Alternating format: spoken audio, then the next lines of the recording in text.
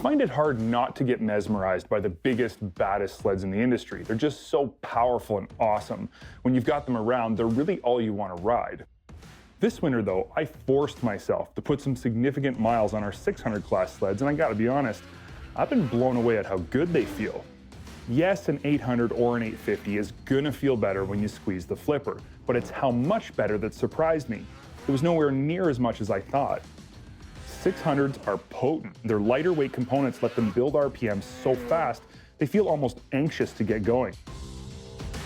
This season marks the first that all three two-stroke manufacturers have a 600 class sled with exciting new technology. So we thought, why not do a mini shootout and see which one's best? The three sleds we're using are Ski-Doo's MXZ 600R, Arctic Cat's ZR6000, and Polaris's INDY XC. Another thing to note is that all three of these sleds are riding on 129-inch skid frames, so they're all equal in terms of chassis layout and performance. Because this is a mini shootout, we're going to limit our categories of comparison to just the basics. The categories in no particular order: power, economy, handling, ride quality, and value. We're going to award each sled between 1 and 3 points depending on how they line up in each category. To get started, we're going to look at the category you guys always ask about first: power. But not just how much power, how that power is delivered as well as how it feels to pull the trigger. Polaris's 600 clean fire power plant is no slouch. In the Pro S it feels good, but in the INDY XC chassis it feels even better.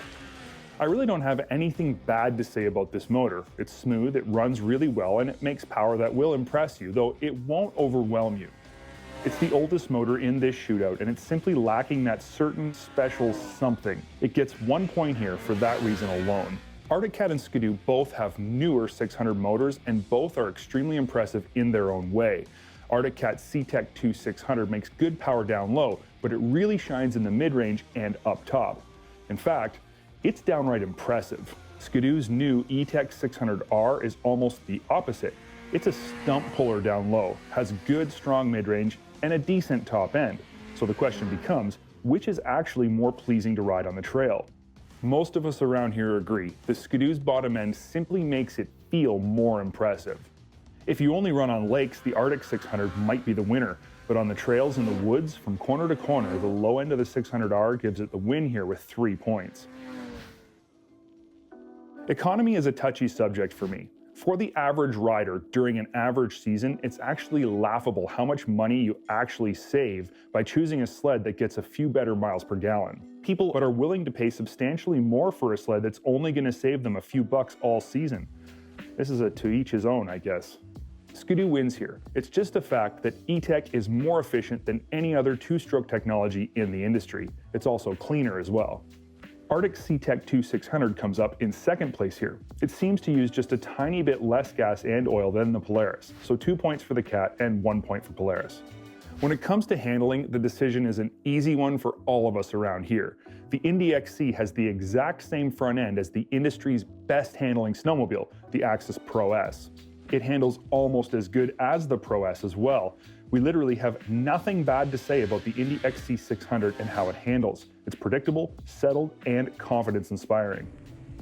The runner-up here is Arctic Cat's ZR6000. This sled also bites predictably in the corners and is confidence-inspiring. It only suffers from a tiny bit of inside ski lift that can creep up on you. Ski-Doo's MXZ 600 handles great, but as we've said 100 times, it's the nervousness of the Gen 4 front end that hurts this sled in the handling category. Precision is what the G4 is all about, but it comes at the expense of a more settled handling feel.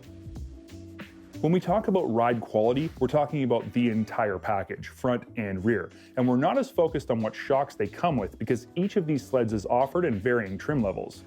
Arctic Cat's ZR6000 offers a great ride. Its slide action skid frame is very plush out back, but the front end is a little on the stiff side. As a complete package, it gets 1 point.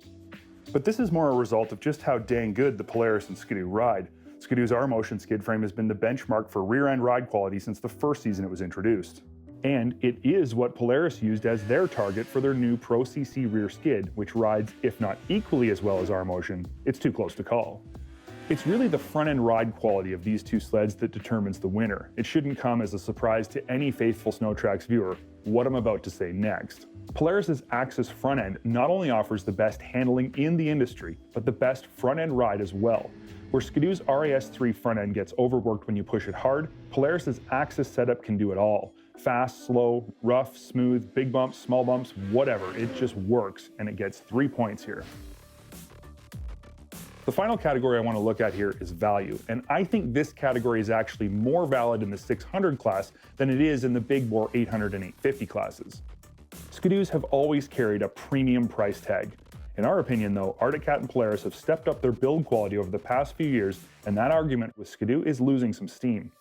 But because of its superior engine performance and economy, excellent rear end ride, and top-notch build quality, we think the Ski-Doo should demand a little bit more jing, maybe just not as much as it currently does. We're putting the Ski-Doo in second place here with 2 points because you do get more, but you have to pay more, unlike the Polaris, which is almost universally cheaper in every trim level across the board. You get class-leading handling and ride quality with adequate power and economy. In terms of fun per dollar, you simply can't beat the INDY 600 XC. Arctic Cat ZR6000 comes in third here simply because, while it does have a fantastic motor and good economy and costs less than the Ski-Doo, it still costs more than the Polaris. But it doesn't ride or handle as good, so you're really not getting as much per dollar as you are with the Polaris or the Ski-Doo. The final points tally is a tie between Polaris's INDY XC 600 and Ski-Doo's MXZ 600R. Both end up with 11 points, and Arctic Cat's ZR6000 with 8 points. What does this mean? Well, when it comes to picking a winner between Ski-Doo and Polaris, it really has to come down to personal preference. These two vehicles are equally as good, just in different ways.